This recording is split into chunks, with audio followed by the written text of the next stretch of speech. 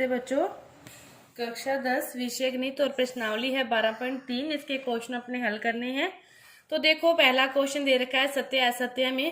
क्या कह रहा है पहले क्वेश्चन में? ये कि किसी जीवा के द्वारा वृत्त पर स्थित किसी भी दो बिंदुओं पे जो अंतित कोण है वो क्या होते हैं? बराबर होते हैं। तो देखो ये क्या कह रहा है पहला क्वेश्चन कि ये आपके पास सर्कल है, ये जीवा है। तो किसी भी जीवा के द्वारा ये कह रहा है वृत्त पर स्थित किसी भी दो बिंदुओं पर, कोई वृत्त पर दो बिंदु ले लिए, एक ये ले लिए कोई जीवा के द्वारा, एक ये वाले ले लिए, तो ये दोनों कोण क्या होते हैं? बराबर होते हैं। किसी जीवा के द्वारा ये कह रहा है, तो जीवा के द्वारा बराबर नहीं होते। किसी भी चाप के द्वारा, किसी भी वृत्तखंड के द्वारा वो क्या होते हैं? बराबर होते हैं। किसी भी जीवा के द्वारा वो कोण क्या होते हैं? बराबर नहीं होते। तो पहला कोण जो उसने दिया है वो क्या हो गया? असत्य हो गया। जीवा की जगह यदि उसने वृत्तखंड शब्द लिया होता तो अपने इसको सत्य कह सकते थे। इसीलिए जीवा के द्वारा कोण बराबर नहीं होते। इसके बाद देखो दूसरा क्वेश्चन कि आकृति में AB क्या है? एक वृत्त का व्यास है। अब दूसरा क्वेश्चन का डायग्राम देखो क्या है कि कोई भी आकृति है, इसने AB, ये आपके पास जैसे सर्कल है और AB क्या है? इसमें वृत्त का क्या है? व्यास है। AB क्या है? वृत्त का व्यास है। अब कह रहे हैं C वृत्त पर कोई बिंदु है। C क्या ले लिया? वृत्त पर कोई बिंदु, और इसको इस प्रकार मिला दिया। ये क्या है? C है। तो फिर देखो अर्धवृत्त हो गया ना। जब AB इसका व्यास है, केंद्र से गुजरा है, तो ये अर्धवृत्त पर बना कोण हो गया। और अर्धवृत्त में बना कोण क्या होता है? समकोण होता है ना। अर्धवृत्त में बना कोण समकोण होता है। ये मतलब 180 है, ये इसका हाफ होता है। अभी भी अपने वो थ्योरम की है 12.8। तो उसी के अनुसार तो ये 90 डिग्री के सामने वाला कोण ये भुजा सोरी साइड, ये से क्या कहेंगे? कर्ण।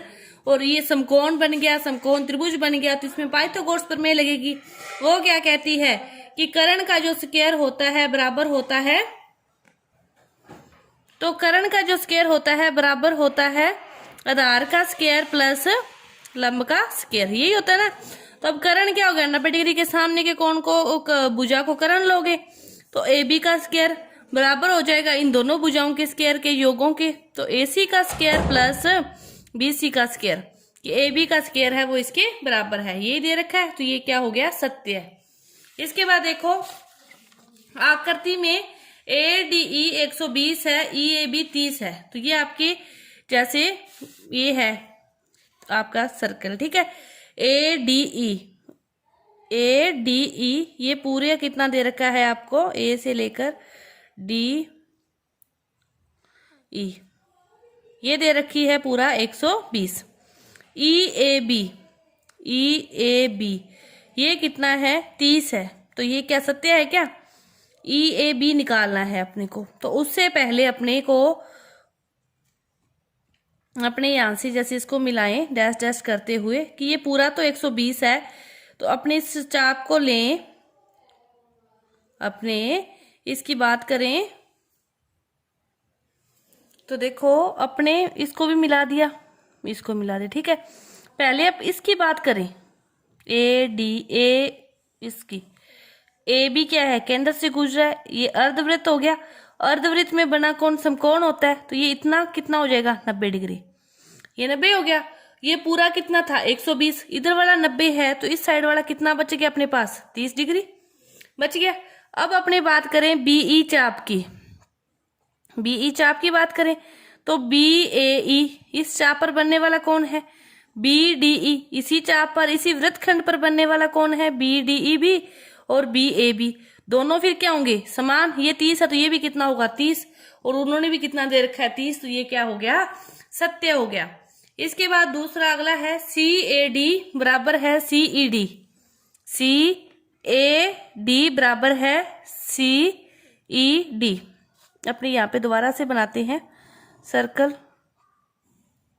AB, केंद्र से गुजरा है, यहाँ पे है C, यहाँ पे है D और यहाँ पे है E, ठीक है।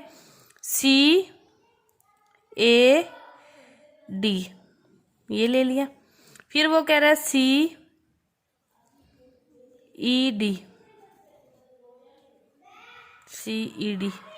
ये भी एक ही चाप पर है ना, ये भी और ये भी सी डी चाप पर ही होंगे, सी ए डी भी, सी ई डी, और एक ही चाप पर बनने वाले कोण क्या होंगे, बराबर होंगे। एक ही चाप पर बनने वाले कोण बराबर होंगे, तो ये भी क्या हो गया, सत्य हो गया। अब देखो दूसरा क्वेश्चन हल करते हैं। दूसरा क्वेश्चन क्या दे रखा है आपको, आकृति में कोण दे रखा है A B C. A B C का जो मान दे रखा है वो कितना दे रखा है, 45 दे रखा है। और आपसे पूछ रहे हैं कि जो ओ ए है वो लंब है ओ सी पर। ओ ए है वो क्या है, लंब है ओ सी पर। तो अपने देखो इस पे क्या होगा कि एक ही चाप के द्वारा वृत्त के केंद्र पर जो अंतित कोण होता है वो वृत्त के शेष भाग के किसी भी अंतित कोण पर दुगना होता है। अभी अभी अपने थ्योरम की है 12.8, मैं यहाँ पे थ्योरम लिखूंगी 12.8 थ्योरम से, लेकिन आपने क्या करना है, उस थ्योरम का पेपर में पूरा भाग लिखना है। तो देखो ये चाप है ओसी, इस डायग्राम को ध्यान से देखो। ओसी चाप में, ओसी चाप पे ये कोण बन रहा है केंद्र पर, और इसी से क्या बन रहा है, ये वाला कोण। इसको डायग्राम को आप थोड़ा सा उल्टा करके समझोगे तो देखो इसी से ये कोण केंद्र पर बन रहा है इन दो बिंदुओं से, और ये इसके शेष भाग पर बन रहा है ना। ये 45 है, तो फिर केंद्र पर बनने वाला कोण कितना होगा, 45 का दुगुना 90, कि ये एक ही चाप के द्वारा बन रहे हैं कोण। यहाँ पे लिखोगे थ्योरम 12.1 पूरी। तो इसीलिए कि जो ए बी ए ओ सी है, कि जो कोण है ए ओ सी वो क्या होगा, 2 गुना कोण ए बी सी। कोण ए ओ सी का मान फिर क्या आएगा, 2 गुना 45, कितना आ गया 90। 90 डिग्री कोण आ गया, तो फिर अपने कह सकते हैं कि जो ओ ए है 90 डिग्री कोण होता है, तो इसका मतलब क्या होता है, जो वो एक भुजा है वो दूसरी भुजा पर क्या है, लंब है, कि ओ ए लंब है ओ सी पर। इससे अपने क्या कह सकते हैं, ओ ए लंब है ओ सी पर।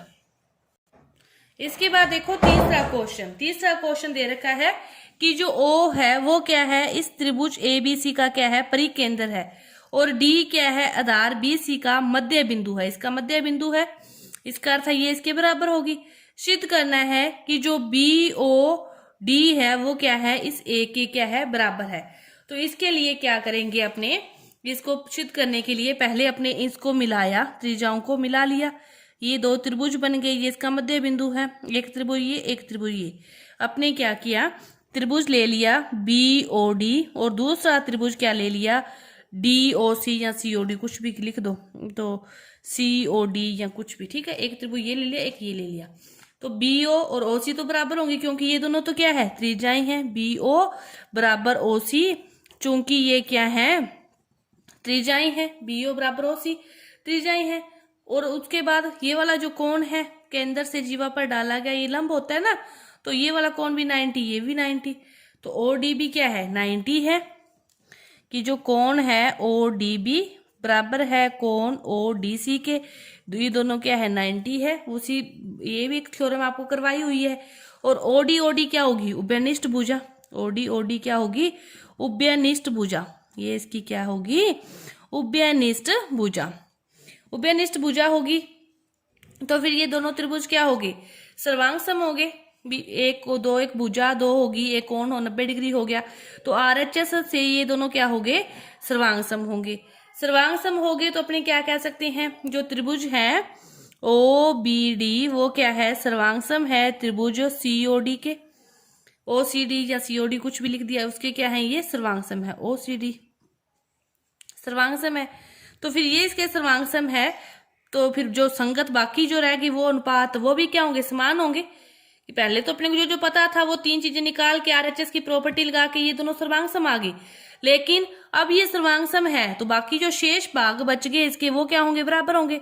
तो अपने को तो ये कौन चाहिए था कि इसके बराबर है, तो बीओडी कौन बराबर है डीओसी के, कि कौन बीओडी बराबर है कौन डीओसी के, कौन बराबर है बीओडी डीओसी के, ठीक है।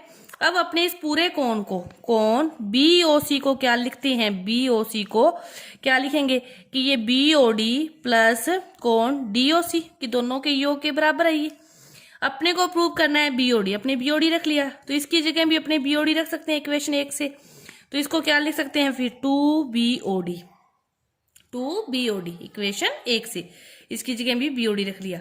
अपनी जो थ्योरम है 12.8 वो क्या कहती है कि जो कोण है BOC BOC जो कोण है वो क्या होगा, 2 गुना कोण BAC। अब BOC की जगह अपनी क्या लिख सकते हैं, 2 गुना BOD बराबर 2 गुना कोण BAC को इसने कोण A का है, अपने भी कोण A लिख दो, 2 से 2 कट गया तो कोण BOD बराबर हो गया कोण A। यही अपने को क्या करना था, प्रूव करना था। पहले अपने त्रिभुज लिए, उनको समांग समसिद्ध किया और बाकी का फिर आगे क्वेश्चन हल किया। तो ये आपका भाग जो 1 है ये पूरा हुआ। आगे के जो क्वेश्चन है वो अपने अगली वीडियो में करेंगे। धन्यवाद।